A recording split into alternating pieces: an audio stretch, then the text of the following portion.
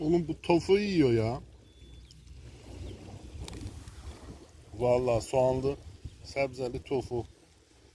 Helal olsun sana. Al yanına bir tane domates koyayım. Tatlansın tertemiz. Al. Yuttu gitti Allah.